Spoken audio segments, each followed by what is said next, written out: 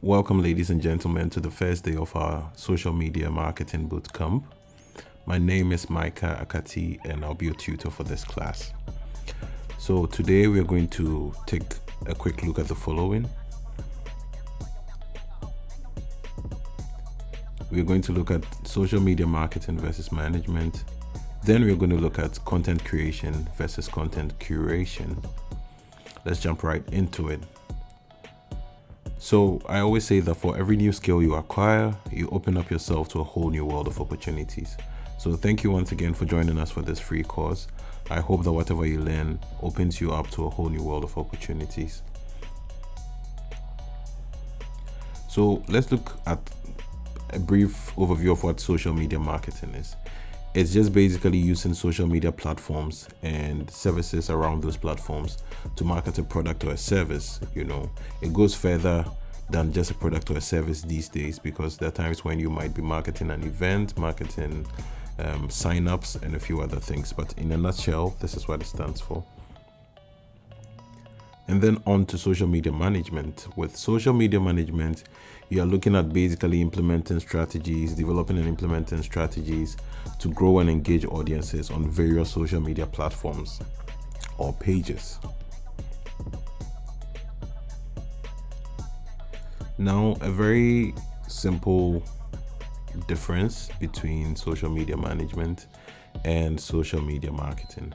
So with social media management, you're looking a lot to convert. By conversion, I mean you're trying to get people to take an action to either purchase a product or a service or a sign up of some sort.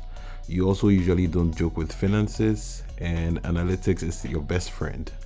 You are also very target oriented, and oftentimes you are advertising driven as well. But on the social media management side of things, you're mostly more concerned about engagement and reach, which we'll look more into in our subsequent days of the training. This first day is just to get us off started. You also don't joke with your community of followers, and analytics is important to you as well. And you're usually more audience oriented, and you're also very content driven. All right, so what is a typical this is not everything that is done by a social media marketer, but if we take one platform like Facebook and we pick one particular task within all the tasks that a social media marketer will do on Facebook, one could be possibly the social media marketer running adverts, right? So this is a screenshot from the Facebook Business Manager, which we are going to look into in our subsequent videos.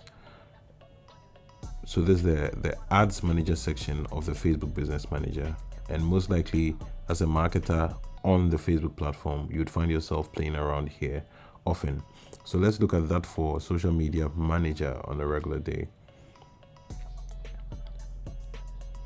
So for a social media manager, you're probably looking at this section of your business suite where you are checking up on previous posts, stories, and planning content for your pages. Just go back. All right.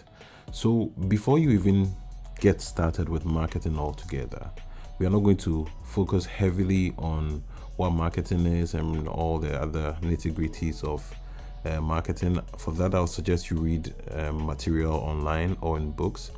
But with social media marketing, before you go ahead to market any product or service or whatever it is to anybody on social media, you want to be able to ask yourself or run your idea through what I call the 4 W's. Okay, so what are the 4 W's? So the 4 W's include the following. What are you marketing? So what's the product? What's the service? Do you really understand it? What does it do? How does it work? How does it operate? What is the cost? What are the benefits? Really, really need a very good understanding of what you're marketing. Then the next thing you need a good understanding of is who you're marketing to. Who's your target audience? Which platforms can your target audience be found on? What are the things what are the pain points of your target audience? Now, all of these things will be looked at practically in the subsequent days. Like I said earlier, this is just an overview or an introduction to the entire class. So you need to understand your audience very well and understand your product. Then you need to understand why you're marketing it. Are you marketing it so that you can get people to have, let's say, a healthier lifestyle? Are you marketing it so that your company can be able to reach more households with your product? Are you marketing it so that the company can be able to recruit more people? Why are you marketing that particular product or service? The goal of the entire marketing. We'll see this also in when we discuss the things relating to developing a strategy, a marketing strategy. Also, you need to understand which platforms are suitable for marketing what you're marketing, because that will affect how well it performs. For instance, if you're marketing something that is targeted towards an older demographic, you might want to really consider which platforms those people are on. And if you're marketing to a younger demographic, you also understand which platforms to find the younger people on. You don't want to be marketing a product that's meant for professionals on a platform where you don't have many professionals. An ideal platform would be LinkedIn, for instance, if you have a product that's targeted towards professionals. Okay, so in a nutshell, what does social media marketing look like in 2022? It's very user experience is very important when you're marketing in 2022. All of these, once again, like I mentioned, will be broken down in subsequent videos. And influencer marketing is very, very important in 2022 because people want to have some form of confidence and trust before they spend money online. So it's very, very important. Web 3.0 has become an important part of everything we do. Virtual reality, augmented reality, cryptocurrencies, NFTs, and all that space. And they all have their impact in marketing in 2022, and we'll have a look at all of that. For instance, there's a lot of fashion brands like Louis Vuitton and others that are putting up virtual showrooms for some of their products and all that stuff. We'll look into all of them in subsequent videos. And then also customer experience needs to be personalized. These days, people want to feel like your business cares when you're marketing on social media. They don't want to be treated just like another customer. And then also there's a lot of it's important to be able to put out engaging content, and in some cases shocking with an asterisk. We'll look into that in subsequent content. All right, so let's take a quick look at content creation versus content curation. There's usually a raging debate online between content creators and content curators. Content creators feel like they put in more effort to create content. Content curators, on the other hand, feel like they also put in a lot of effort to put together existing content to make meaning out of it.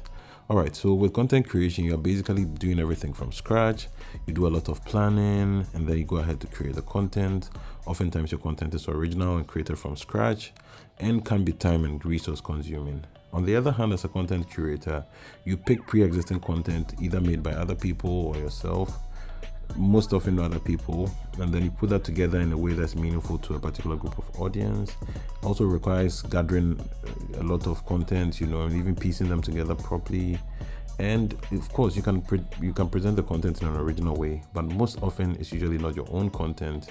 So yeah, that's that. And it's also time consuming, as some people might not really know much about it, but usually you actually do need both of these things for your social media marketing, as we see in subsequent slides.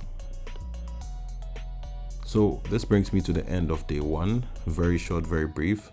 I'm going to take some time off to answer a few questions in the group. Our subsequent days are going to be more intense and going to be more practical based. We are going to dive into the platforms, the tools, developing a strategy. There'll be sample documents for us. This is just to get us warmed up and started. And I hope the content in here was meaningful. I'll update the description with a link for this presentation or this video. You could also save this video up for later on. And thank you so much. If you haven't subscribed, please do well to subscribe, and catch you guys in the next video.